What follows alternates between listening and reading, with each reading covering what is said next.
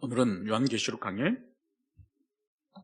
51번째 시간으로 바벨론의 멸망, 땅의 상인들과 해운업자들의 애가라는 제목으로 하나님의 말씀을 상고하고자 합니다. 우리는 계속적으로 하나님을 대적하는 인류 문명의 총체인 바벨론의 멸망에 대해서 살펴보고 있습니다.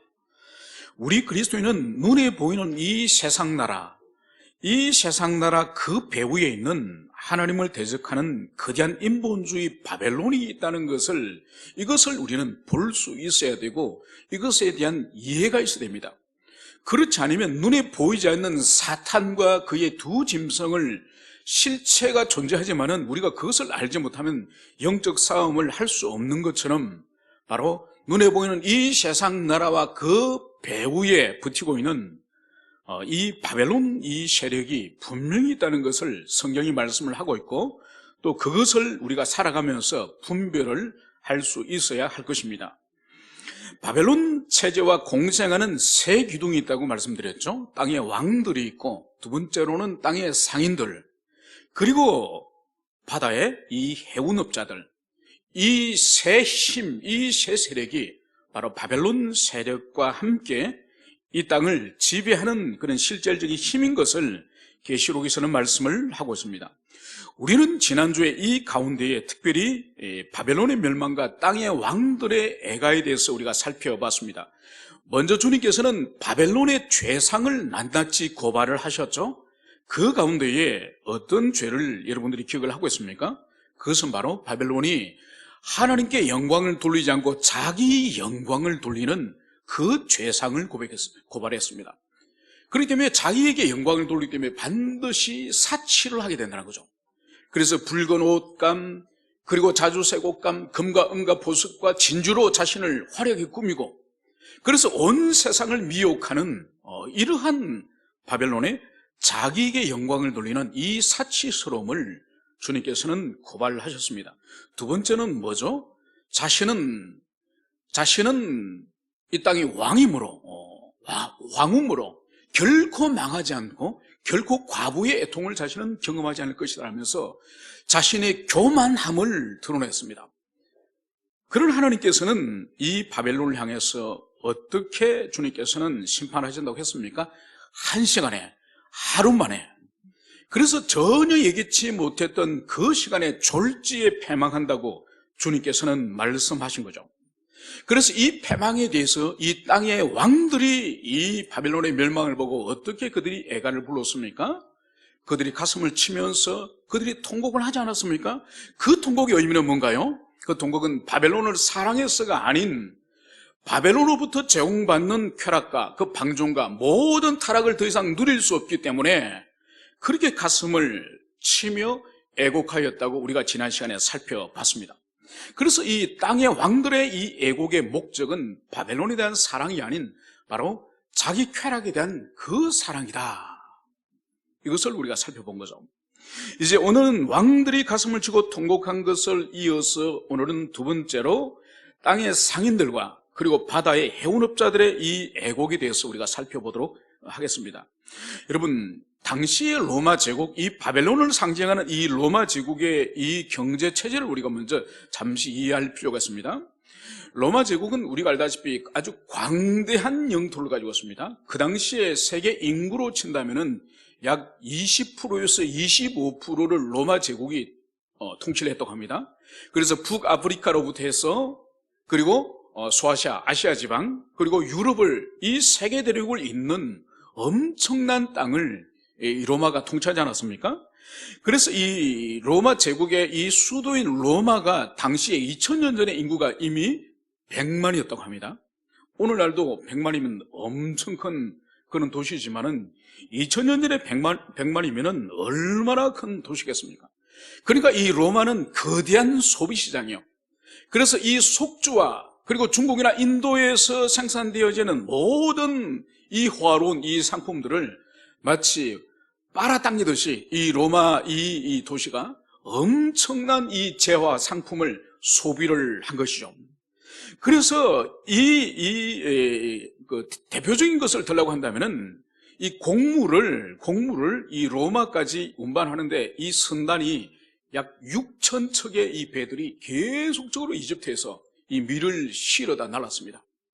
그리고 비단을 비롯하여서 이 고급스러운 이 물품들을 중국에서 수입을 하였고, 그리고 인도라든지 스리랑카에서는 보석이나 진주나 이런 것들을 엄청난 양을 수입을 하는 거죠.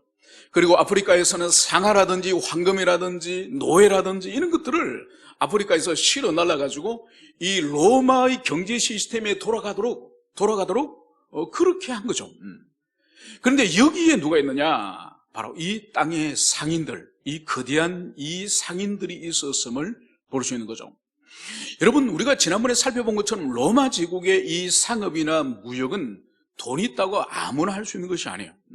반드시 여기에 이 사업에 참여하기 위해서는 황제를, 로마의 우상을 숭배할 때에 그 조합에 참여할 수 있는, 상인조합에 참여할 수 있는 자격이 주어지는 거예요. 그래서 기본적으로 여기서 땅의 상인들, 바벨론이 멸망한 것을 바라보면서 가슴을 치면서 통곡하는 이 땅의 상인들은 누구냐? 바로 황제를 숭배한, 우상 숭배를 참여한, 그래서 짐승을 숭배하여서 바로 짐승의 표를 받은 그 사람들이 여기서 땅의 이 상인들의 기본적인 전제 조건이라는 것을, 이것을 여러분들이 이해하시길 바랍니다. 그래서 단순히 부유한 사람을 여기서 땅의 상인들이라고 말하는 것이 아닙니다. 여러분, 성경에서는 부자를 정죄를 합니까? 가난한 자를 덕스럽다고 칭찬합니까? 여러분, 성경은 이 부자거나 가난하거나 이것은 중립적인 거죠. 물질적으로 부유함에도 불구하고 선한 삶을 사는가 하면은, 물질적으로 가난함에도 불구하고 탐욕적인 그런 사람이 있습니다. 여러분, 우리 현실도 마찬가지지 않습니까? 물질적으로 부유하면서도 아주 너그러운 사람이 있는가 하면은, 물질적으로 가난함에도 불구하고 아주 더 인색하고 탐욕적인 그런 사람이 있다는 거죠.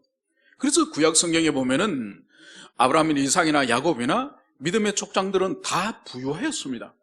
그리고 다윗이나 솔로몬이나 다 엄청난 부유한 사람이었어요.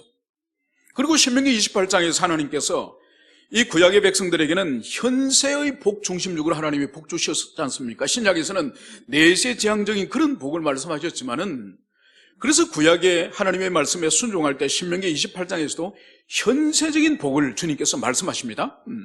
그래서 들어가도 복을 받고 나가도 복을 받고 집안에서도 복을 받고 들에서도 복을 받고 외양간에서도 복을 받고, 그래서 주님께 순종하는 자들에 대한 이 현세적인 이 지상의 복을 구약에서는 강조를 합니다. 그러나 그게 전부가 아니죠, 그죠? 그래서 하나님께서 가나안 땅에 들어가서 순종하면은 이 현세적인 복을 주시겠다고 약속을 하셨지만은 단서가 있습니다. 바로 너희들이 그 땅에 들어가서 이제 배부르고 등 따시면 타락할 수 있다. 하나님을 떠날 수 있다. 그래서 현세복은 항상 주의해야 될 것은 바로 눈에 보이는 이 현세복 때문에 보이지 않는 하나님을 버릴 수 있는 것이 이 현세복이에요. 그래서 성경은 이 현세의 물질적인 이 축복을 중립적으로 보는 겁니다. 그러나 신약에 와서는 주님께서는 부자가 천국에 들어가는 것이 이 낙타가 바늘기로 들어가는 것보다 더 어렵다고 말씀하시면서 물질에 대한 본질적인 사용의 목적을 주님께서 말씀하셨죠. 그래서 나사로와 부자의 비유에도 그 부자가 특별한 죄를 지은 것이 아니라 자기 물질과 자기 사랑에 빠져서 자기에게 집중할 때에 하나님을 생각하지 않고 이웃을 생각하지 않는 그 인생에게 엄부에 들어갈 그것을 말씀하신 거죠. 여러분, 그래서 여기서 땅의 이 부유한 이 부자들은 단순히 구약적인 그런 부자를 말하는 것이 아니에요. 이미 이 사람들은 황제 숭배와 이 로마의 우상 숭배에 참여하여서 그래서 상인의 이 조합의 회원권을 가지고 있는 그런 형태로서 이 부를 축제한 그런 사람이라는 것을 여러분들이 기억을 하시길 바랍니다. 그런데 왜 땅의 상인들이 울었을까요? 왜 애들이 가슴을 치면서 통곡을 했을까요? 그것은 11절에 이렇게 말씀을 하고 있는 거죠. 그를 위하여 울고 애통하는 것은 다시 그들의 상품을 사는 자가 없었더라. 이제 거대한 이 제국, 이 바벨론이 이 지상의 모든 좋은 상품을 이제 빨아당기듯이 소비하는 거대한 시장이었는데, 이 바벨론이 멸망을 하고 나니 더 이상 이 땅의 상인들의 상품을 소비할 자가 없어진 거죠. 그래서 이 땅의 상인들의 이 통곡의 의미는 바로 자기 상품을 더 이상 구매할 수 없는 바벨론의 멸망 때문에 오는 것이지, 바벨론을 사랑하거나 바벨론에 대해서 어떤 특별한 그런 연합이 되어 있는 그런 것이 아닌 것이죠.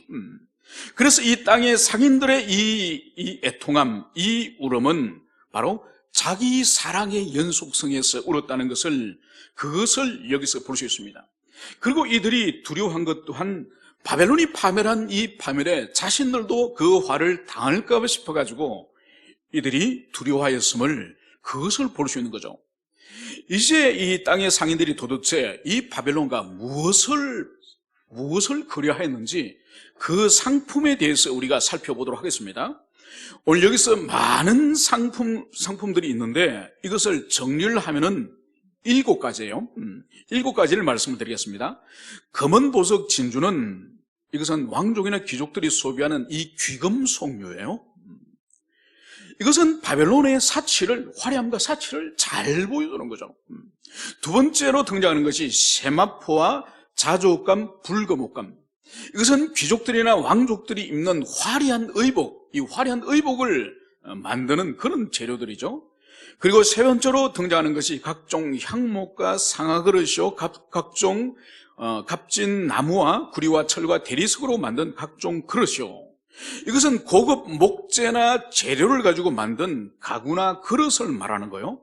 이것도 부자들의 가정에 있는 장식품들인 거죠. 그리고 네 번째로는 계피와 향료, 그리고 향, 그리고 향유, 그리고 유향. 이런 것은 여인들의 몸에 화장품으로 사용되거나 우상에게 제사를 할 때 사용되거나 의약품으로 사용되는 거죠. 이것 또한 고급 그런 사치품 속에 사용되는 거죠. 그리고 포도주, 감람류, 고운 밀가루, 밀. 여기서 등장하는 이 고운 밀가루는 서민들이 일반적으로 먹는 밀이나 밀가루를 말하는 것이 아닙니다. 이거 아주 고급스러운 음식을 만들 때 사용되는 그런 것으로, 이것 또한 고급 식료품에 해당되는 것입니다.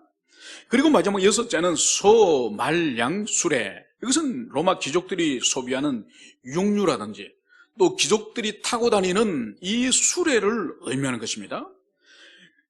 그래서 이 6가지가 모든 것이 현세적이고 그리고 육신적인 소모품인 거죠. 그래서 짐승의 등에 올라타서 화려한 이 모습으로 그렇게 세상을 유혹하는 그 엄녀 바벨론에게 그 화려함에 가장 합당한 그런 사치품인 것을 볼 수 있습니다. 결코 생활 필수품이거나 결코 서민들이 살아가는 데 필요한 것이 아닌 이 바벨론이 소모하기에 필요한 그런 화려한 그런 사치품을, 이 6가지를 지금 나열을 하고 있습니다. 그리고 마지막 7번째 이 상품이 뭐냐? 바로 종들과 사람의 영혼들인 것입니다. 먼저 여기서 종들은 당시의 로마 이 사회를 지탱했던 이 바닥을 지탱했던 이 노예를 의미하는 것입니다. 그래서 이 노예들은 대부분 전쟁에 나가서 정복전쟁에서 정복을 하고 그 피지배 그 민족들을 이제 전쟁포로로 데리고 오지 않습니까? 그러면 그것이 상품으로 거래가 되는 거죠. 그래서 남자 노예, 여자 노예, 아이 노예, 그래서 그 사람들을 가정에 일을 하는 것로부터 음식을 조리를 하고 옷을 만드는 것으로부터, 또 아니면은 라티푼디움 거대한 로마 제국의 이 농장이 있지 않습니까? 그 거대한 농장에 노예 그 노동으로서 팔기도 하고, 또 전쟁터로 보내는 또 전투 노예로 사용되기도 하고. 그래서 로마 제국의 이 거대한 제국의 이 기초, 이 바탕은 이 노예 노동을 통해서 이 로마 사회가 돌아가도록 그런 시스템으로 되어 있는 거죠. 그런데 여기서 사람의 영혼들도 매매하고 거래한다고 오늘 기록되었습니다. 여기서 등장하는 사람의 영혼은 도대체 무엇을 말할까요? 여러분, 당시의 노예들은 영혼이 없다고 그렇게 인식을 했거든요. 그렇다고 한다면 사람의 영혼은 노예를 말하는 것이 아닙니다. 여기서 말하는 것은 노예가 아닌 자유인도 이 바벨론에서 매매, 거래의 대상이 되었음을, 그것을 여기서 보여주고 있습니다. 여러분, 이것은 이 자유의지를 가진 이 일반인도 바벨론에서 이 매매의 대상이 되었다는 것은, 이것은 장래적으로, 이 종말론적으로 이제 장차 이 바벨론 제국 안에, 이 바벨론 안에서 우리 인간이 어떻게 변할지를 잘 보여주는 그런 예시라고 볼 수 있습니다. 여러분, 이거 종말론적으로 이것은 뭔가 하니까 이 국가 체제의 인간이 노예가 되든지 아니면 거대한 기업이나 자본 아래의 인간이 이렇게 소외를 느끼면서 이렇게 노예가 되는 이것을 여기서 말씀을 하고 있습니다. 여러분, 현대 와서 이 부분이 더욱더 뚜렷하게 이제 드러났으니 1946년도에 조지 오웰이 소설 1984년이라고 1984라는 소설을 발표했습니다. 그래서 그 소설이 지금 80년이 지났는데도 지금도 아주 많은 사람들이 익히는 그런 인류의 미래, 유토피아가 아닌 디스토피아에 대한 그런 아주 훌륭한 탁월한 작품이죠. 여러분, 여기에 뭐가 나오는 거니까 이 빅브라더라고 하는 이 강력한 이 국가 감시 시스템이 거기서 등장합니다. 그러니까 이 조지 오웰이 시대를 이미 100년 가까이를 앞서서 지금 시대를 읽고 그 소설을 쓴 거예요. 이 빅브라더라는 이 시스템이 뭔가 하니까 각 가정마다 텔레스크린, 각 가정에서 모든 일어나는 일들을 이 화상을 통해서 이제 감시를 하고, 그리고 사람들이 대화하는 말들을 이제 도청을 하고, 그래서 모든 이 사생활이 사라지고 모든 개인의 이 움직임들이 국가에서 강력한 이 빅브라더 이 통제에 의해서 장악되는 그런 인류의 암울한 미래를 그린 소설이 이 빅브라더예요. 여러분, 그런데 현대 과학이 발달하면서 이것이 실제화되지 않습니까? 실제화. 그러니까 지금 이것을 하고 있는 나라가 중국이죠. 여러분, 중국은 집 안에서 집 밖으로 딱 나가면은 30초가 되면은 30초만 지나면은 어떤 사람이 지금 집 밖에 나오는지가 딱 중국 전역에 1억 5천만 대가 이 고성능 이 CCTV가 딱 알렸습니다. 모든 골목마다 이게 가게와 이 공공장소에 1억 5천만 대의 이 카메라가 달린 거예요. 그래서 사람이 집에서 30초만 딱 밖으로 나오면은 그 사람이 지금 누구이며, 그 사람이 지금 어디를 가며, 돈을 어디에 사용하며, 누구를 만나는지, 이게 모든 인민들이, 이 15억의 인민들이 다 파괴됩니다. 그리고 지금 이미 시스템이 갖춰진 것이 바로 뭔가니까, 이 화웨이 이 스마트폰은, 여러분들도 스마트폰이지 않습니까? 그게 내장된 게 뭔가요? 카메라죠, 그죠? 카메라와 또 음성이 거기로 들어가지 않습니까? 이미 중국 공안에서는 어떤 시스템이 되는 거냐, 여러분들이 스마트폰을 딱 켜는 순간 그 카메라를 통해서 여러분의 모든 동영상이 거기로 송출이 됩니다. 그리고 여러분들이 누구와 대화를 하면은 그 음성이 이미 공안당국으로 들어갈 수 있는 이 시스템이 다 갖춰진 거예요. 그리고 이 시스템이 갖춰질 뿐만 아니라 이 시스템을 해외에 지금 수출을 합니다. 수출하는 거예요. 그래서 최근에 우리 경기도의 부천에서 중국의 스마트 시스템을 지금 수입을 해서 하고 있지 않습니까? 그래서 이 빅브라더의 이 텔레그램 이 시스템은 이것은 80년 전에 오웰에 의해서 예언됐지만은 이미 현재적으로 모든 국민들과 이 사람들이 이 거대한 국가 시스템이든지 아니면 기업 시스템이든지 여기에 종속된 노예가 될 수 있는 거예요. 그래서 여기서 주님께서 거래의 대상 가운데서 바로 사람의 영혼, 이 사람들까지 거대한 이 바벨론 시스템에 이제 노예가 되는 그런 세상이 올 것이다. 이것을 여기서 보여주고 있는 것이죠. 그리고 14절에 가서는 이제 이 바벨론의 멸망과 함께 이렇게 주님은 말씀하십니다. 내 영혼이 탐하던 과실이 내게서 떠났으며 맛있는 것과 빛난 것들이 다 없어졌으니 사람들이 결코 이것들을 다시는 보지 못하리로다. 여러분, 바벨론이 이제 멸망함으로 말미암아서 여기서 내 영혼이 탐하던 과실은 도대체 뭘까요?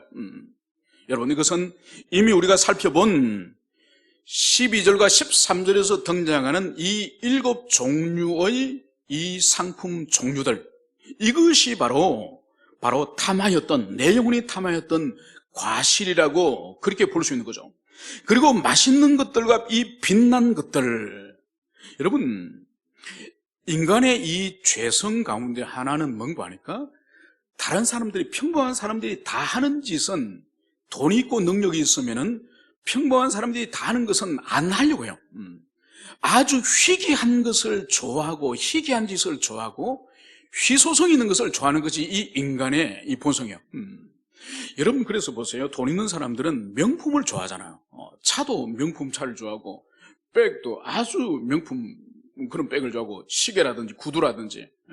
만약 여러분 명품이 소수만이 가지는 것이 아니라 모든 국민이 다 가지는 국민 상품이라고 한다면은 돈 있는 사람들이 그 희소성 가치가 떨어지는 그런 것을 소비하겠습니까? 소비하지 않죠. 당연히, 그죠?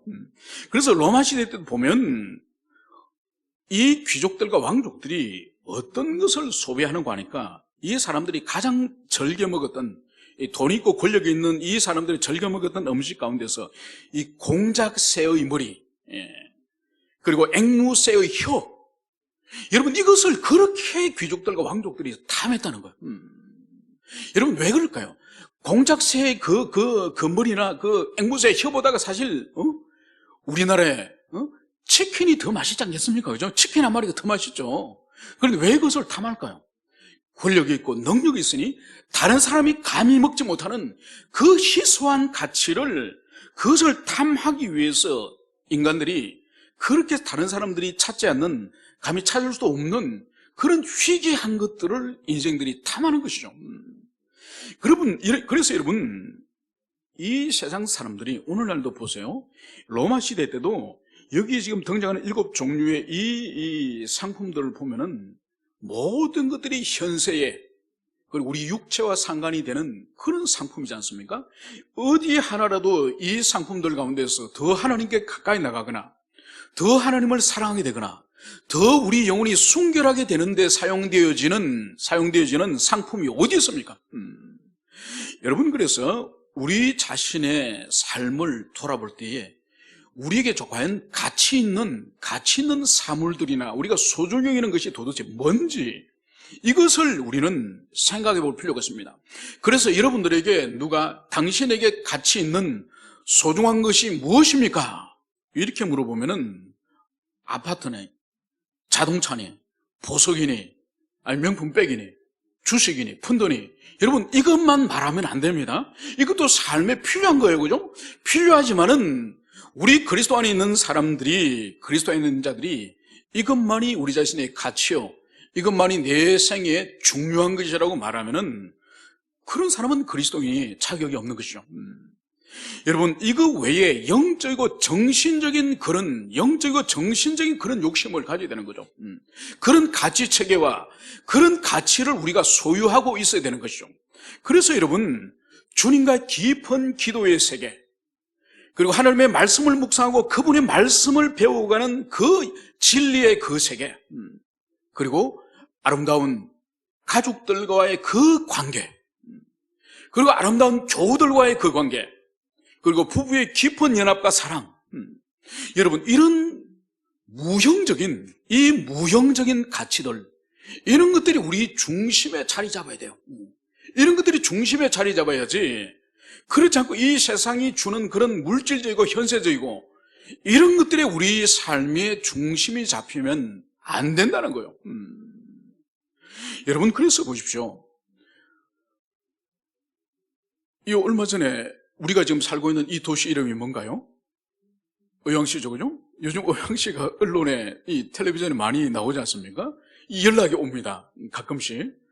의왕시 아파트값이 올랐다는데 너네 집에 아파트값이 올랐냐고. 우린 관심도 없는데, 그죠? 세상 사람들은 어디에 아파트값이 올랐다든지, 아니면 어떤 주식이 이번에는 올라가고 어떤 주식은 떨어졌다든지. 여러분 오늘날 이 세상, 바벨론이 지배하는 이 세상에 이 가치와 관심은 그거예요. 안 그러면은 몇 달 만에, 몇 년 만에 봤는데 예뻐졌다든지, 몸매가 날씬해졌다든지, 여러분 얼마나 현세적이고 눈에 보이는 그 가시적인 가치에 우리 자신들이 빠져 있는지 모릅니다. 그래서 우리는 끊임없이 이 현세적인 것은 여러분 그냥 가만히 있어도 현세적인 영향을 받습니다. 그래서 끊임없이 영적인 가치와 영적인 삶을 위해서 우리가 박차를 가할 때에 겨우 우리가 영적인 삶에 진보를 가져올 수 있다는 것을, 그것을 여러분들이 가슴에 새기시길 바랍니다. 이제 땅의 상인들이 결코 멸망할 것 같지 않던 이 바벨론이 오늘 17절에서는 한 시간에 망하였도다. 한 시간에 망하였도다. 이렇게 애가를 부르고 있습니다. 여러분, 여기서 한 시간이라고 하는 것은 60분을 의미하는 물리적 한 시간을 말하는 것이 아니죠. 그죠? 그래서 하루 만에 망했다. 한 시간에 망했다. 이것은 물리적인 하루와 한 시간을 말하는 것이 아닌 거죠. 이것은 예고 없이 순식간에 멸망한다는 그런 의미죠. 여러분, 이것이 바로 바벨론의 이 멸망의 이 방식, 바벨론의 멸망의 모습인 그것을 우리는 알 수 있습니다. 그래서 짐승을 이제 등에 올라타서 온 세상을 미혹하고 온 세상을 이제 화려한 복장을 다니면서 그렇게 미혹하면서 영원히 이 세상을 다스릴 것 같은 이 바벨론이 전혀 예기치 않게 졸지에 멸망하는 그런 모습을 여기서 보여주고 있는 것입니다. 여러분, 여기서 알 수 있는 것이 바로 뭔가 하니까 하나님의 권능의 강력함이에요.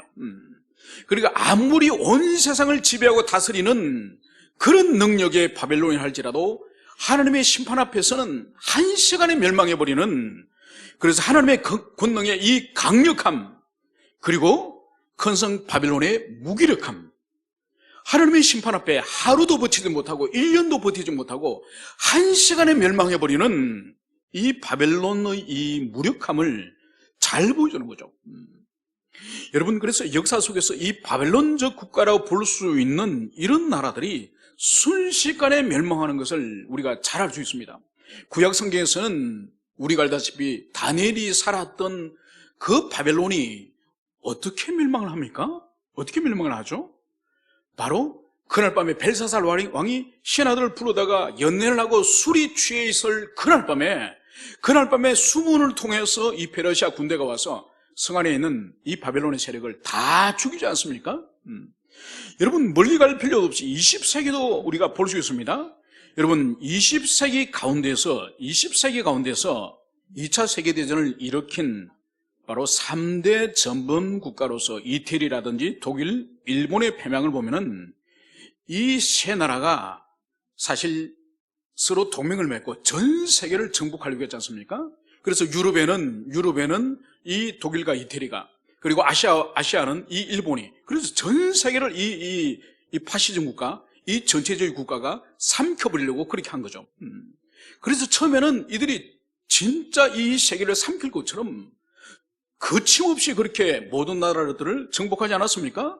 그런데 그 말로가 어떻게 되었죠? 1945년 4월입니다. 딱 이때요. 4월 28일.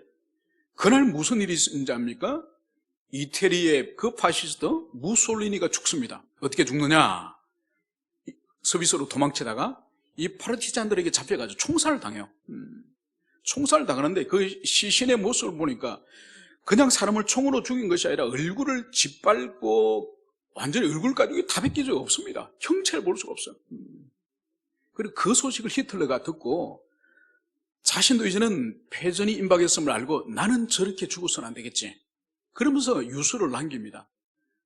나는 죽으면 반드시 화장을 해서 내가 두 번 다시 수치를 당하지 않도록 해라. 그러면서 권총을 입에 물고 자살하고 마는 거죠.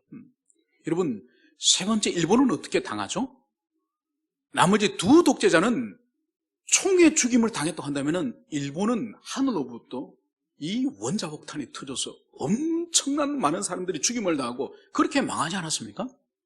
여러분, 그래서 2차 대전을 일으켰던 이 3대 전범 국가의 이 졸지에 패망하는 이 모습을 보면은 마지막 날 이 바벨론이 졸지에 한 시간에 멸망하는 예표로서 그렇게 보여주는 것이죠. 여러분, 이것이 이 세상에 왕노로 살라고 온 세상을 영향을 미치는 이 세상의 왕들과 그리고 상인들과 모든 권세자들을 영향을 미쳤던 이 바벨론의 이 멸망, 이 졸지에 이 순식간에 무너지는 이 모습을 여기서 볼 수 있습니다. 오늘 17절에서는 이제 이 땅의 상인들의 애가를 살펴봤다고 한다면은 이제 마지막 남아있는 이제 해운업자들에 대한 이 애가를 우리가 살펴보고자 합니다. 17절에서는 이렇게 말씀을 하고 있습니다. 모든 선장과 각처에 다니는 승객들과 선원들과 바다에서 일하는 자들이 등장을 합니다. 그래서 여기서 배를 부리는 그 선장, 그리고 그 승객들, 선원들, 그리고 바다에 종사되는 모든 일을 하는 그런 사람들이 오늘 여기서 등장을 하는데, 이들 또한 오늘 여기서 통곡을 하는 것을 볼 수 있습니다. 왜냐하면은 이 사람들이 바벨론에 있어서 경제 시스템에 있어서 기여하는 바가 엄청난 것입니다. 그래서 이 로마 제국은 아프리카로부터, 아시아로부터, 유럽으로부터 이 모든 이 산물들을 대부분 이 배를 통해서, 해운을 통해서 운반했습니다. 여러분, 오늘날도 우리나라의 이 수출 수입의 물류를 배가 담당하는 것이 몇 프로 정도 될 것 같습니까? 수출하거나 수입하는 이 물품들을 이 배를 통해서 운반되어지는 양이 프로테이지로 한 어느 정도 될 것 같습니까? 99.7%예요. 0.3%만 항공기라든지 다른 방식으로 운반되어지고 99.7%가 이 배를 통해서 지금도 2000년이 지난 지금도 배를 통해서 운반하는 거예요. 그러니까 비행기가 없는 그 당시로는 거의 대부분의 이 거대한 물자들이 배로 움직여졌다고 볼 수 있는 거죠. 그러니까 이 해운업자들이 이 바벨론과 그리고 땅의 상인들과 이 중간에서 엄청난 이 부를 축적했다는 그것을 우리는 볼 수 있는 것이죠. 오늘 19절에서는 이 해운 운송업자들의 이 모습은 땅의 왕들과 상인들과 다른 모습을 볼 수 있습니다. 그것이 바로 티끌을 자기 머리에 뿌리고 울며 애통하며 외쳐 이르되 화로다 화로다 이 큰 성이여, 바다에서 배불리는 모든 자들이 너의 보배로운 상품으로 치부하였더니 한 시간에 망하였도다. 이렇게 지금 이 바다에 이 운송업을 하는 이 사람들이 오늘 애가를 부르는 것을 여기서 볼 수 있습니다. 여러분, 왕들과 이 땅의 상인들과 다른 행동이 바로 뭔가 하니까 이 선원들이 자기 머리에 지금 티끌을 여기서 지금 뿌리고 있는 거예요. 여러분, 성경 속에서 머리에 티끌을 뒤집어 쓰는 것은 보통 어떤 의미가 있습니까? 이것은 보통 옷을 찢는 의미와 보통 같이 등장하는 것을 볼 수 있습니다. 이것은 극도로의 슬픔이나 비참함을 표현할 때에 바로 머리에 티끌을 뒤집어 쓰거나 옷을 찢는 그런 모습을 볼 수 있는 거죠. 여기서 오늘 이 해상 이 무역업자들은 이 바벨론의 파멸을 통해 가지고 자신들이 극도의 비참함과 이 슬픔을 여기서 나타내고 있는 이유가 뭘까요? 그것은 바로 땅의 상인들과 마찬가지로 이 바벨론의 멸망을 통해서 자신들이 지금 이 보배로운 이 상품을 통해서 치부하였던 이 모든 부를 이제는 상실하게 되었음을, 그것을 여기서 나타내 보여주고 있는 거죠. 여러분, 이 바벨론의 이 보배로운 이 상품을 통해서 치부하던 이 운송업자들이 망하게 되는 이것은 땅의 왕들과 함께 그리고 땅의 상인들과 함께 이들이 멸망하는 것은 이 바벨론의 이 시스템, 이 바벨론이 멸망할 때에 부속되어 있는, 종속되어 있는 그리고 공생관계에 있는 이 모든 시스템도 무너질 것임을, 그것을 보여주는 거예요. 그래서 이 지상의 이 나라들 배후에 있는 이 바벨론, 이 거대한 이 어둠의 세력인 이 바벨론 세력의 멸망과 함께 거기에 종속되어 있는 정치 세력들이나 경제 시스템이나 거기에 종속되어서 이득을 누리는 모든 인류의 문명들이 함께 파괴되어질 것을, 그것을 여기서 보여주는 거죠. 여러분, 그래서 이 바벨론의 멸망에 대해서는 16절, 17절, 18절 여러분 엄청난 많은 양을 할애하는 이유가 바로 뭐라고요? 그것은 바로 그 시대에 초라하고 미약하였던 교회에 비하여서 로마 제국이 멸망한다는 것은 상상할 수 없는 그런 일이지 않습니까? 그렇기 때문에 교회를 향해서 바벨론은 반드시 멸망한다, 로마는 반드시 멸망한다, 이 세상에 왕노릇하고 있는, 그래서 실제적으로 이 세상을 지배하고 있는, 너희들이 눈으로 보고 있는 그 악의 세력들은 반드시 파멸한다. 이것을 반복적으로 주님께서 교회를 향해서 가르쳐주기 위해서 많은 양을 할애하고 구체적으로 각 세력들의 파멸에 대해서, 멸망에 대해서, 애가에 대해서 이렇게 오늘 주님께서는 강조하고 있음을 우리는 가슴에 새기게 될 것입니다. 그래서 우리는 이 계시를 굳세게 믿어야 됩니다. 이제 더 이상 이 바벨론의 멸망에 대해서는 이제 더 이상 이 18장으로 끝으로 더 이상 등장하지 않습니다. 이제 19장에 가면은 드디어 우리 주님 오십니다. 우리 주님 오셔서 이제 드디어 어린 양의 혼인잔치를 이제 시작을 하시게 됩니다. 그래서 우리가 이 마지막으로 반드시 지금 우리가 살아가는 이 세상을 보십시오. 한국교회를 보십시오. 얼마나 질이 멸렬하고 무기력하고 이 세상에 오염되어 있는 이런 교회지만은, 그러나 반드시 주님께서 이 교회를 다시 회복시키시고, 그리고 마침내 이 종말에 주님 재림하셔서 이 땅에는 하나님 나라는 반드시 완성될 것이며, 그리고 이 지상에 왕노릇하는 이 악의 세력들, 이 거대한 바벨론 세력은 이렇게 왕성해도 한시간에 무너지는, 한시간에 망하는 그런 날이 올 것임을 우리가 가슴에 깊이 새기시는 여러분 되시기를 축원합니다. 함께 기도하시겠습니다.